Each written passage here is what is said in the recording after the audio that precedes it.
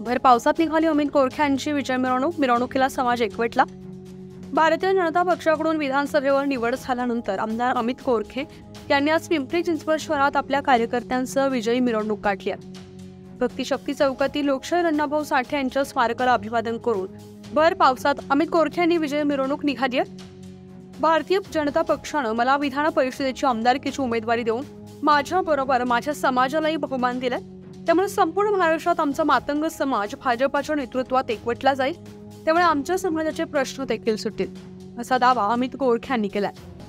तसेच मला विधान परिषदेची उमेदवारी मिळाल्यानं पिंपरी चिंचवड शहर भाजपात कोणतीही नाराजी नाही। पिंपरी चिंचवड शहरातील सर्व भाजपच्या पदाधिकाऱ्यांनी माझं अभिनंदन करण्यासाठी मला फोन केले, असा दावा देखील अमित कोरखे यांनी केलाय।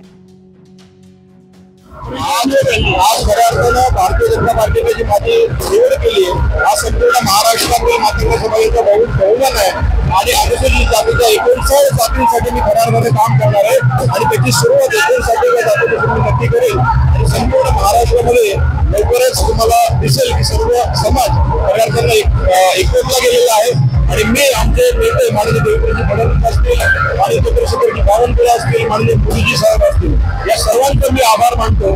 आणि खऱ्या अर्थानं आज महाराष्ट्रामध्ये आज तुम्ही जर पाहिलं असेल आम्ही पाचही जे आम्ही निवडून आले सगळे तर विविध जातीतले आणि अत्यंत गरीब घरातले गरीब कुटुंबातले आम्ही काढले। आमदारकी वेळेनंतर भाजपमध्ये काही नाराज होतो नाही, असं काहीच नाही। मला सगळ्यांचे फोन आले, आतापर्यंत सगळे कार्यकर्ते या ठिकाणी उपस्थित आहेत, त्यामुळे नाराजी असे काहीच नाही। काल तर दररोज पिंपरी शहरात साजरा केला गेला।